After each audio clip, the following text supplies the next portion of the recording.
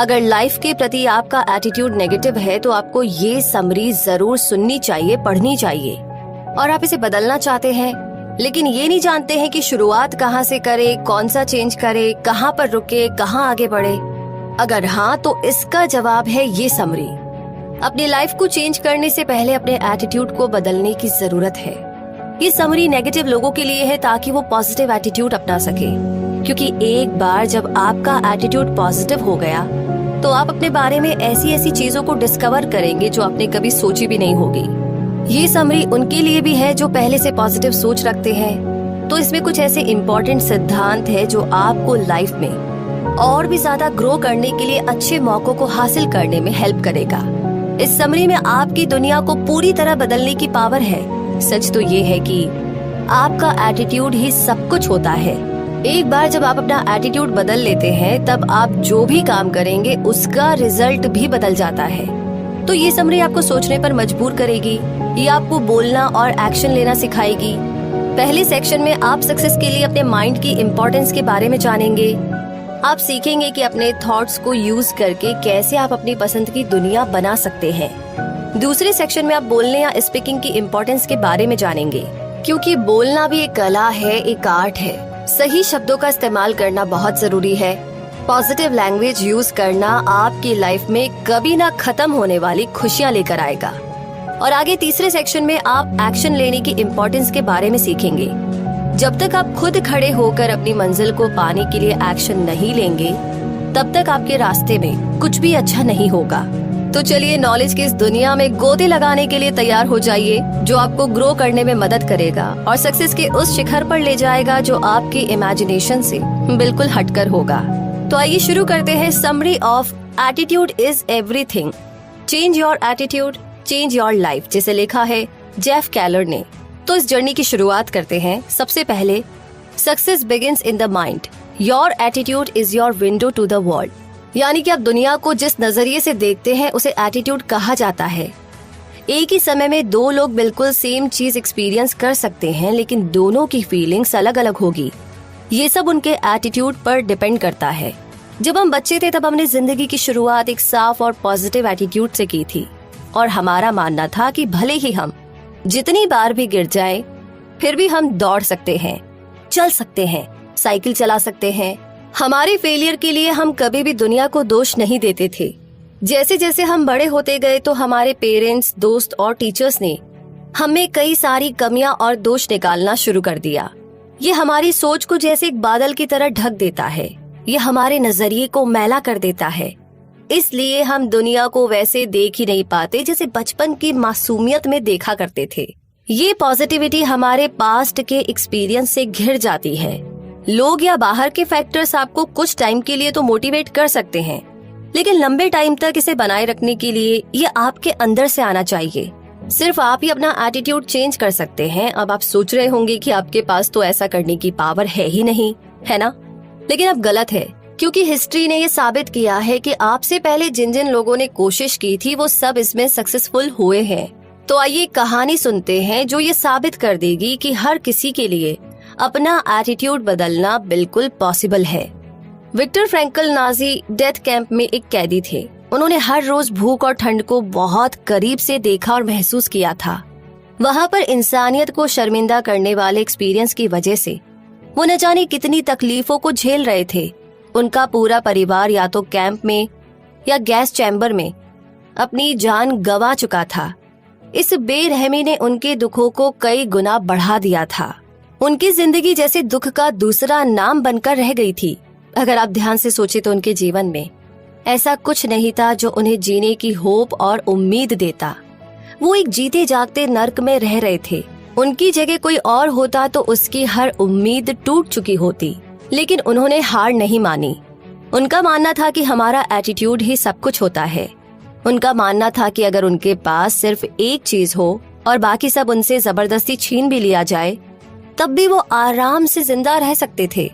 और वो एक चीज थी चूज करने की पावर, क्योंकि पावर ऑफ चॉइस हमारा एटीट्यूड है। जेल में कैद होने के बावजूद वो हर चीज से सीख रहे थे। सबसे जरूरी बात जो उन्होंने सीखी वो ये थी कि आपकी सिचुएशन कैसी है वो मायने नहीं रखता है, आप उसे किस तरीके से देखते हैं वो ज्यादा मायने रखता है।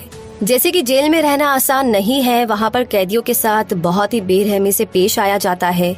तो विक्टर गौर से देखते थे कि इस कठोर व्यवहार का दूसरे कैदियों पर क्या असर हो रहा था। इन हालातों ने उन सबको बदल करके रख दिया था, लेकिन विक्टर सबसे अलग थे। उन्होंने खुद पर इसका असर नहीं होने दिया।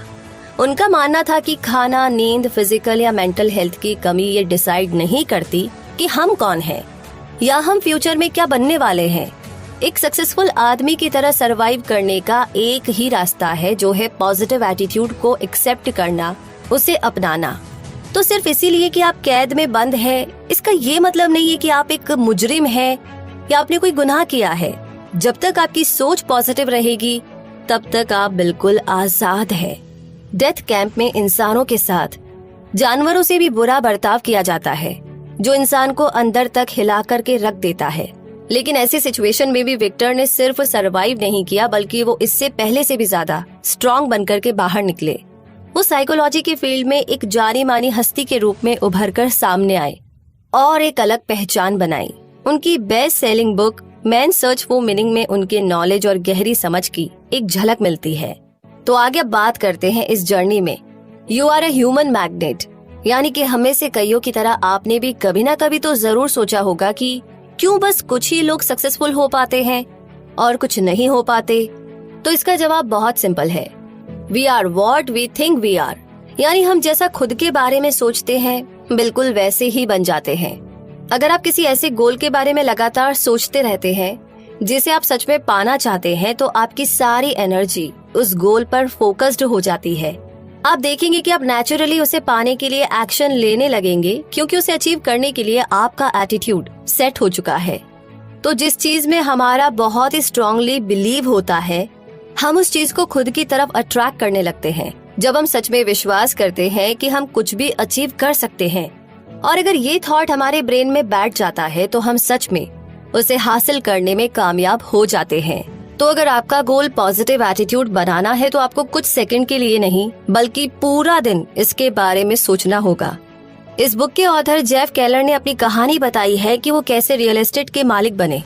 उनके सपने की शुरुआत तब हुई जब उन्होंने अपने शहर के लोगों को एक के बाद एक प्रॉपर्टी में पैसा लगाते हुए देखा, और इसके बदले में वो कई गुना ज्यादा कमा रहे थे। हाँ, वैसे रियल एस्टेट ओनर्स को बहुत मुश्किलों का सामना करना पड़ता है, लेकिन वो बहुत प्रॉफिट भी कमा रहे थे। जेफ भी उनमें से एक बनना चाहते थे। तो यही सपना उनके मन में हर वक्त चलता रहता था, लेकिन वो अपना पहला कदम उठा ही नहीं पा रहे थे, क्योंकि उन्हें डर था कि कहीं वो फेल ना हो जाए। उन्होंने हर पॉसिबल ऑब्स्टेकल के बारे में सोचा। उन्होंने किराएदारों से डील करने की समस्या, रेंट की प्रॉब्लम और न जाने कौन कौन सी प्रॉब्लम्स के बारे में सोच लिया था। वो अपने गोल के बारे में नेगेटिव एटीट्यूड से सोच रहे थे। लेकिन एक बार जब जेफ ने एटीट्यूड की पावर के बारे में बुक्स पढ़ना शुरू किया, तो उनकी सोच ही बदल गई। 1986 यानी कि 1986 में उन्होंने तय किया कि उस साल वो 2 प्रॉपर्टी में पैसा लगाएंगे। अब वो डर नहीं रहे थे, अपने सपने की तरफ वो पॉजिटिव एटीट्यूड से आगे बढ़ रहे थे। तो 6 महीनों तक वो इसी थॉट को बार बार सोचते रहे कि उस साल उन्हें 2 घर खरीदने थे। हर शाम वो घर की तलाश के लिए रियल एस्टेट एजेंट से मिलते, लेकिन उन्होंने कोई जल्दबाजी नहीं की। वो बहुत पेशेंस के साथ आगे बढ़ रहे थे और अपने सपने को सच बनाने के लिए एक्शन भी ले रहे थे। और जैसा कि वो चाहते थे, साल के खत्म होने से पहले ही उन्होंने 2 प्रॉपर्टी खरीद ली। अगर उनका एटीट्यूड नहीं बदलता तो ये बिल्कुल पॉसिबल नहीं हो सकता था। सिर्फ सोचने के नजरिए को बदलने की वजह से आज वो एक बहुत ही सक्सेसफुल रियल एस्टेट ओनर है। आखिर उन्होंने अपना सपना सच करके दिखा ही दिया। तो इसी कहानी के साथ आगे बढ़ते हैं और बात करते हैं picture your way to success, यानी कि अपने गोल को पाने के लिए आपके मन में अपनी मंजिल की एक क्लियर पिक्चर होनी चाहिए। बहुत सारे फेमस सिंगर्स और एथलीट्स का कहना है कि वो बचपन से अपनी सक्सेस को इमेजिन कर रहे थे। हमारे ब्रेन में चलने वाली ये इमेज जैसे एक फिल्म बना देते हैं, तो इस फिल्म से हमारे पास्ट का पता लगाया जा सकता है। सिर्फ आप अपने द्वारा बनाई गई मेंटल इमेज को कंट्रोल कर सकते हैं, कोई दूसरा नहीं। जब हम बच्चे थे तो हमारे ब्रेन में कोई मेंटल बैकग्राउंड नहीं था। हम बहुत पॉजिटिव थे कि हम जो चाहे वो कर सकते हैं, जैसे ये पूरी दुनिया हमारी है और कोई हमें रोक नहीं सकता। लेकिन जैसे जैसे हम बड़े होते गए, खुद पर विश्वास करने की एबिलिटी को हमारे एक्सपीरियंसेस ने बिल्कुल एक बादल की तरह ढक दिया। जब भी हम कुछ नया करने की कोशिश करना चाहते हैं तो हम अपने पिछले फेलियर को याद करने लगते हैं कि हम कैसे फेल हुए थे, कितना बुरा लगा था, और ट्राई करना ही छोड़ देते हैं। और इस तरीके से एक के बाद एक फेलियर से हमारी मेंटल कैपेसिटी नेगेटिविटी से भर जाती है। इन सब के लिए आप ही जिम्मेदार हैं। अगर आपने एक नेगेटिव इमेज क्रिएट की है तो सिर्फ आप ही इसे पॉजिटिव कर सकते हैं। तो रिलैक्स कीजिए और एक नई कहानी की इमेज बनाइए, पॉजिटिव इमेज। अपने सारे सेंस ऑर्गन्स को इसमें इन्वॉल्व करके इसे अंदर से फील कीजिए। रॉबर्ट इसका बहुत अच्छा एग्जाम्पल है। उन्हें जज की पोजीशन के लिए नॉमिनेट किया गया था। बचपन से ही उनका सपना था कि वो एक सक्सेसफुल जज बने।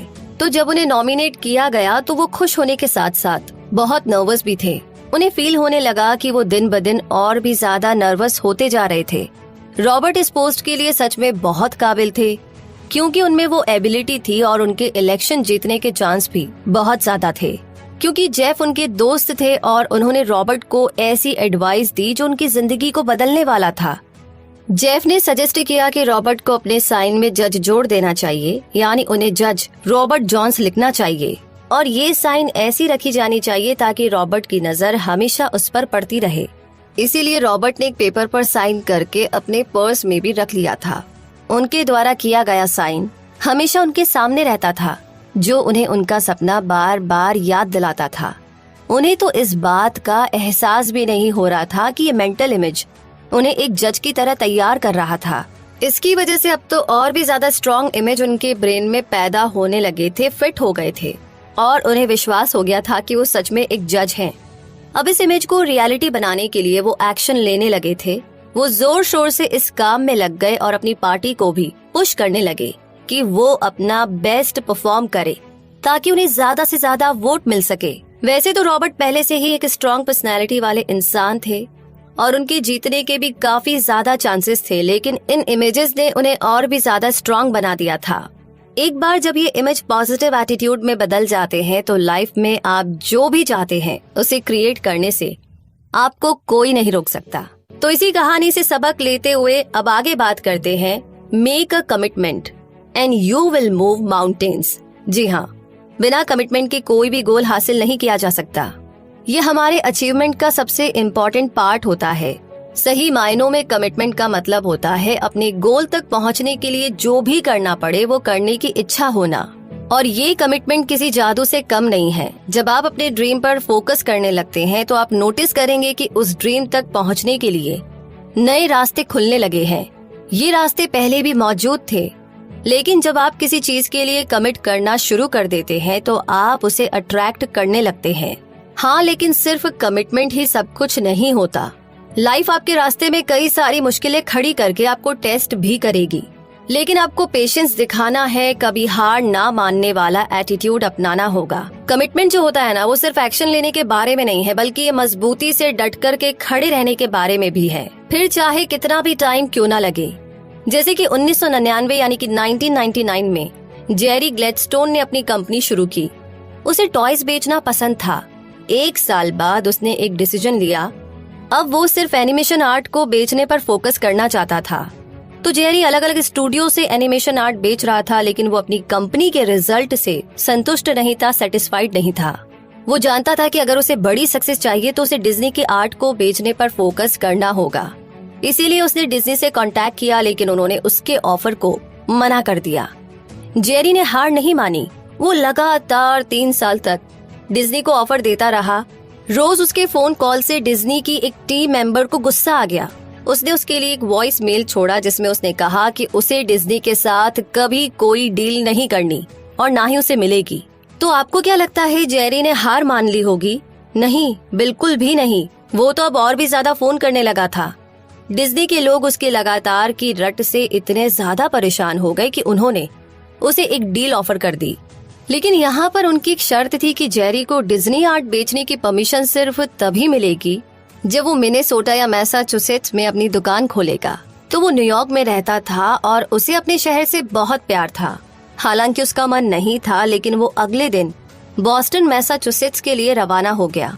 उसने वहाँ पर एक जगह पसंद की और फिर डिज्नी को फोन किया।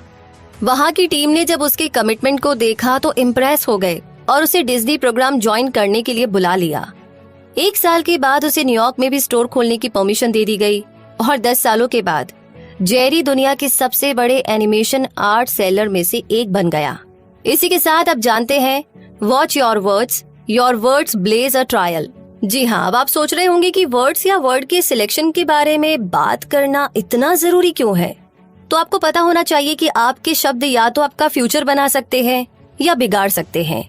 वर्ड्स आपके एटीट्यूड को और भी ज्यादा मजबूत बनाते हैं। अगर आपके वर्ड्स पॉजिटिव होंगे तो आपका एटीट्यूड भी जरूर पॉजिटिव होगा। इसलिए हमें बहुत सोच समझकर बोलना चाहिए। ये प्रोसेस थॉट से शुरू होता है, फिर ये वर्ड बनता है, उसके बाद विश्वास, फिर एक्शन और एंड में रिजल्ट हमारे सामने होता है। एक बार जब आप अपने ब्रेन में एक पॉजिटिव इमेज बना लेते हैं तो पॉजिटिव लैंग्वेज बोलना शुरू करें ताकि वो आपको अपने गोल की तरफ ले जा सके। आप अपने ड्रीम को दूसरों के साथ शेयर भी कर सकते हैं, लेकिन आपको केयरफुल रहना होगा। अपनी पॉजिटिव बातों को सिर्फ उनके साथ शेयर करें जो खुद बहुत पॉजिटिव हो। ऐसे लोगों में ये पावर होती है कि वो आपको और आगे बढ़ाने में मदद करते हैं। यहाँ तक कि जब आपको अपनी जिम्मेदारी के लिए जवाब देना होगा तब इसमें वो आपके साथ खड़े हो सकते हैं। अब यहाँ पर कलर्स की कहानी बहुत ही इंस्पायर करती है। केंट कलर्स नासा में साइंटिस्ट थे। वो search for extra terrestrial intelligence project के लीडर थे। केंट को फिजिक्स में डॉक्टरेट की डिग्री मिली थी। वो एक ऐसा सॉफ्टवेयर बनाने की कोशिश कर रहे थे जो यूनिवर्स में दूसरे लिविंग बींग्स के होने के बारे में पता लगा सके। वैसे ये थॉट ही बिल्कुल इम्पॉसिबल लग रहा था, लेकिन अपने गोल को अचीव करने के लिए वो कड़ी मेहनत कर रहे थे। उनके सामने प्रॉब्लम ये नहीं थी कि आइडिया बहुत ही मुश्किल था, बल्कि उनकी बॉडी की कंडीशन भी एक बहुत बड़ी प्रॉब्लम थी जो उनकी प्रोग्रेस में बाधा डाल रही थी। लेकिन अपनी इस प्रॉब्लम को वो छोटी और मामूली प्रॉब्लम मानते थे। उनका कहना था कि उनकी बॉडी उनके काम में बिल्कुल भी बाधा नहीं डालती, उन्हें नहीं रोकती। तो आखिर ये प्रॉब्लम थी क्या? आप सुनकर हैरान रह जाएंगे कि केंट जिसे छोटी सी प्रॉब्लम कह रहे थे वो थी उनकी ब्लाइंडनेस। केंट देख नहीं सकते थे। वो अच्छे से जानते थे कि अगर वो स्ट्रॉन्ग और नेगेटिव वर्ड्स का यूज करेंगे तो वो अपनी प्रॉब्लम को और भी ज्यादा पावर दे देंगे, जो कि उनकी पूरी लाइफ को ही कंट्रोल करने लगेगा। इसीलिए उन्होंने फैसला किया कि वो सोच समझकर शब्दों को चूज करेंगे। अपने वर्ड्स को कंट्रोल करके वो ब्लाइंडनेस की पावर को कंट्रोल कर रहे थे। केंट को नासा में अपना काम बहुत पसंद था। ब्लाइंड होने के बावजूद वो फिजिक्स में डॉक्टरेट की डिग्री लेने में सक्सेसफुल हुए और ये कोई छोटी बात नहीं थी। ऐसा जज्बा रखने वाले के लिए नासा के उस प्रोजेक्ट में भी सक्सेसफुल होना कोई इम्पॉसिबल बात नहीं थी। इमेजिन कीजिए कि अगर आप बड़े से बड़े प्रॉब्लम को भी मामूली समझने लगे तो आपके पास कितनी पावर होगी। अगर प्रॉब्लम को आप अपनी सक्सेस को बिगाड़ने का पावर ही नहीं देंगे तो सोचिए आपकी लाइफ कितनी बदल जाएगी। तो आप इस बारे में सोचिए। तब तक मैं आपसे पूछती हूँ कि हाउ आर यू? तो आपके हालचाल कैसे हैं? वैसे आपको ये सवाल दिन में कितनी बार सुनने में मिलता है ना? मुझे लगता है कई बार। हम अक्सर इस सवाल की इम्पोर्टेंस को नजरअंदाज कर देते हैं क्योंकि हम इतनी बार इसका जवाब दे चुके हैं कि ये हमारी हैबिट बन गई है। लेकिन क्या आप खुद पर इसके होने वाले असर के बारे में जानते हैं? शायद नहीं। अगर आप इस सवाल का अक्सर जवाब देते हैं तो ये बिल्कुल खुद से बात करने जैसा ही होता है, जो आपके दिन को गाइड करने में, डायरेक्ट करने में मदद करता है। चलिए अभी खुद से पूछिए, हाउ आर यू? आप कैसे हैं? अब आपका जवाब पॉजिटिव, नेगेटिव या इन दोनों के बीच का हो सकता है कि ठीक है, बढ़िया है, जिंदगी कट रही है और हम काट रहे हैं। तो जवाब यहाँ पर ना पॉजिटिव साइड में होना सबसे अच्छा होता है। अगर आप ठीक नहीं भी है तो कह दीजिए कि आप ठीक हैं और आप सच में अच्छा फील करने लगेंगे। ये स्टोरी इसका एक परफेक्ट एग्जाम्पल है। सैली बहुत टायर्ड फील करती थी। उसे जब भी ऑफिस में कोई पूछता था हाउ आर यू, वो हमेशा सच बोलती कि वो बहुत ही थका हुआ फील कर रही थी और ऐसा करने से उसका विश्वास और भी ज्यादा स्ट्रांग होता जा रहा था कि वो सच में टायर्ड है, थकी हुई है। तो इस एटीट्यूड से जैसे जैसे दिन बीतता जाएगा वो और भी ज्यादा टायर्ड फील करने लगेगी। तो ऐसा भी हो सकता है कि उसे ऑफिस में बैठे बैठे नींद की झपकी आने लगे और वो अपनी चेयर से नीचे गिर जाए। अब जरा उस ऑफिस में काम करने वाले आदमी के बारे में सोचिए जिसने उससे पूछा था कि वो कैसी है। क्या आपको लगता है कि सैली का जवाब सुनकर के उसे पॉजिटिव फील हो रहा होगा? नहीं। सच तो ये है कि ऐसा थका हुआ जवाब सुनकर वो खुद भी थका हुआ फील करने लगेगा इस तरह जवाब देकर के सैली सिर्फ खुद की ही नहीं बल्कि अपने साथ काम करने वालों की एनर्जी भी कम कर रही थी। सैली जब घर पहुंची तो बहुत ही कमजोर और टायर्ड फील कर रही थी। वो अपनी फेवरेट चेयर में आराम करने के लिए बैठी और अपनी लॉटरी की टिकट चेक करने लगी। उसकी हैरानी का ठिकाना ही नहीं रहा जब उसे पता चला कि उसने $10 मिलियन की लॉटरी जीत ली है। आपको तो याद ही होगा कि सैली कितनी थकी हुई थी, लेकिन अब वो बहुत खुश भी थी। वो चेयर से उठ करके डांस करने लगी। वो अपने दोस्तों और फैमिली को कॉल करके ये गुड न्यूज शेयर करने में लग गई। शायद एक्साइटमेंट के मारे वो सारी रात सोई भी नहीं होगी। तो सवाल ये है कि इतनी थकान के बाद भी सैली को सेलिब्रेट करने की एनर्जी कहाँ से मिली? इसका राज उसके मेंटल स्टेट में छुपा है। जब वो सबसे ये कहती थी कि वो टायर्ड है तो पूरे दिन वो उसी एनर्जी पर फोकस करती थी। ये चीजों को और भी ज्यादा खराब कर देता है। अगर वो अपनी एनर्जी किसी पॉजिटिव चीज पर फोकस करती तो उसका पूरा दिन एनर्जी से भरा हुआ और कमाल का गुजरता। याद रखिएगा कि आप जो भी कहते हैं सोचते हैं वो सब आपकी बॉडी सुनती है। इसीलिए अपने शब्दों को, अपने थॉट्स को सोच समझकर चूज करना चाहिए। इसी के साथ आगे बात करते हैं heaven helps those who act associate with positive people. आइए इसे समझते हैं। इस दुनिया में दो तरह के लोग होते हैं, एक नेगेटिविटी से भरे टॉक्सिक लोग और दूसरे पॉजिटिविटी से भरे लोग जो दूसरों को भी नर्चर करते हैं। ऐसे लोग आपको हमेशा आगे बढ़ाने के लिए पुश करते रहते हैं। ये लोग हमेशा पॉजिटिव होते हैं और इस बात में भरोसा करते हैं कि आप अपने गोल को अचीव कर सकते हैं।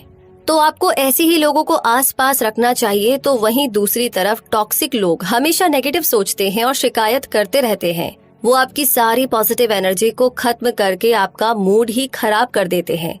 आपको ऐसे लोगों की संगत से बचना चाहिए। अब जैसे स्मोकी एक अच्छा दोस्त है, उसने 45 सालों तक फ्यूनरल होम मिनिस्ट्री में सेल्स डिपार्टमेंट में काम किया। हम जब भी फ्यूनरल या अंतिम संस्कार का नाम सुनते हैं तो सोचते हैं कि वो हमेशा मौत से ही घिरा हुआ था, इसीलिए वो एक नेगेटिव इंसान होगा।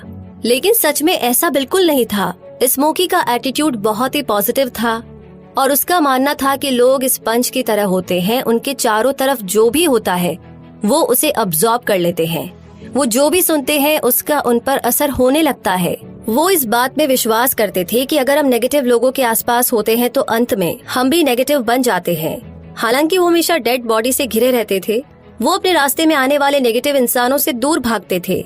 उनका मानना था कि पॉजिटिव बने रहने के लिए हमें समझदारी से दोस्तों और फैमिली मेंबर्स को चुनना चाहिए, खासकर जिनके साथ हमारा ज्यादातर समय बीतता है। इसी के साथ अब आगे बात करते हैं confront your fears and grow. यानी कि कभी कभी जब हम अपने ड्रीम को पाने के बहुत करीब होते हैं तो हमें एक ऐसी मुसीबत का सामना करना पड़ता है जिससे हम डर जाते हैं। कभी कभी ये प्रॉब्लम बहुत छोटी सी होती है, लेकिन हमारे डर की वजह से ये हमें बहुत बड़ी लगने लगती है। अगर आप सक्सेसफुल होना चाहते हैं तो आपको उन चीजों को करने के लिए तैयार होना होगा जो आपको डराएंगी। तो डर इस पूरे प्रोसेस का हिस्सा है और आप अपने ड्रीम को तब तक अचीव नहीं कर सकते जब तक आप ऐसे काम नहीं करेंगे जो आपको आपके कंफर्ट जोन से बाहर निकाले। जब आप कुछ नया करने की कोशिश करना चाहते हैं और ऐसा करने से डर रहे हैं तो उस सिचुएशन के बारे में ध्यान से सोचिए। अपने डर की जड़ को समझने की कोशिश कीजिए ताकि आप उसे कंट्रोल कर सके। हमेशा याद रखना कि अगर किसी चीज को आप सच में करना चाहते हैं लेकिन सिर्फ डर की वजह से नहीं कर पा रहे हैं, उससे दूर जा रहे हैं, तो आप बहुत कुछ खो देंगे। आपको कुछ पलों के लिए तो रिलैक्स फील होगा, लेकिन आपकी सेल्फ रिस्पेक्ट और ह्यूमन बीइंग के रूप में आपकी ग्रोथ बहुत नीचे आ जाएगी। अपने डर को खुद पर हावी मत होने दीजिए, हिम्मत करके उठिए और आगे बढ़िए। आइए एक ऐसी औरत की कहानी सुनते हैं जो अपने डर को कंट्रोल करना जानती है। डॉटी 32 साल तक हाई स्कूल में टीचर थी। उसका सपना एंटरटेनमेंट के फील्ड में काम करने का था, लेकिन अपने डर की वजह से वो कभी भी कोई एक्शन नहीं ले पाई। उसने टीचर बनना चुना क्योंकि उसे ये एक सेफ प्रोफेशन लगा। जब वो पढ़ा भी रही थी तब भी उसका सपना उसके दिल में कहीं ना कहीं जिंदा था। वो गाने लिखती रही और उन्हें गाती रही। वो हर दिन परफॉर्मर बनने का सपना देखती रही। गर्मियों का सीजन शुरू हो गया था। एक दिन बस उसने डिसाइड किया कि उसे अपना ड्रीम पूरा करना है और अपनी जॉब उसने छोड़ दी। उसने शो बिजनेस में ऊंचा मुकाम हासिल करने की ठान ली थी, लेकिन फिर आगे जाकर उसका सच्चाई से सामना हुआ।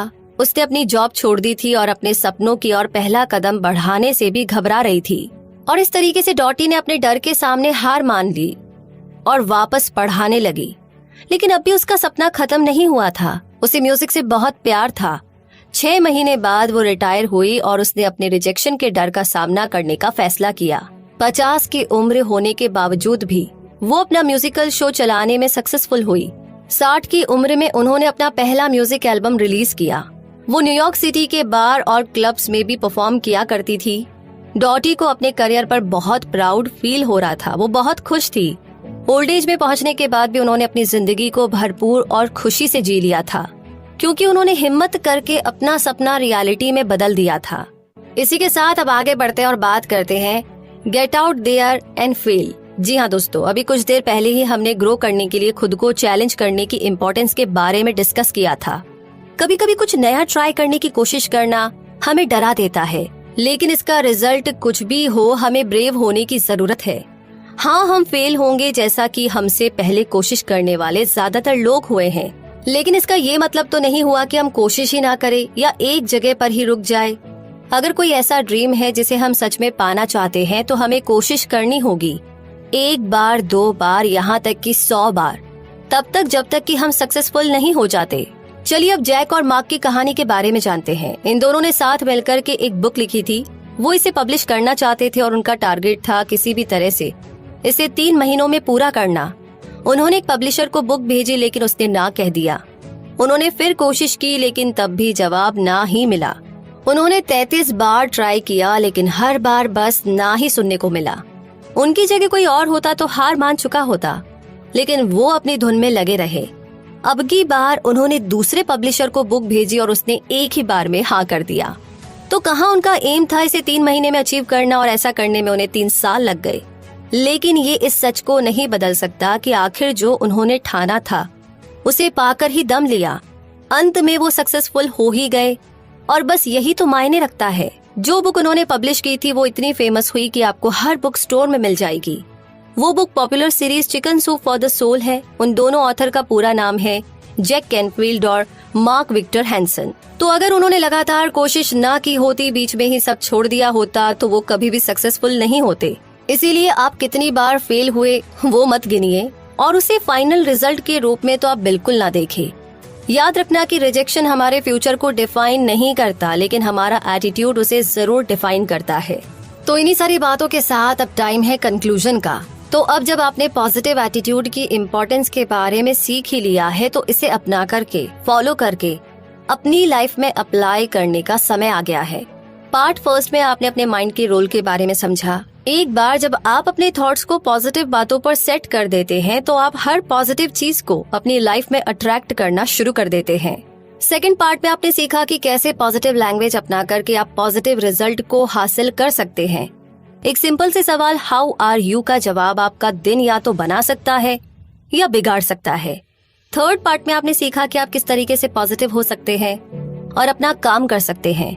आपने सही लोगों को चूज करने की इम्पोर्टेंस के बारे में जाना, और संगत का हम पर कितना असर होता है ये तो अब आप समझ ही गए होंगे। तो आपने इस बात को भी समझा कि ग्रो करने के लिए और स्ट्रॉन्ग बनने के लिए हमारा अपने कंफर्ट जोन से बाहर निकलना कितना जरूरी है। तो कुल मिलाकर के ये समरी उन जादुई चाबियों से भरी हुई है जो आपके रास्ते के हर दरवाजे को खोलती हुई आपको सक्सेस के दरवाजे तक पहुंचाएगी। और ये कोई रॉकेट साइंस नहीं है, आपको सिर्फ एटीट्यूड के मैजिक पर विश्वास करना होगा।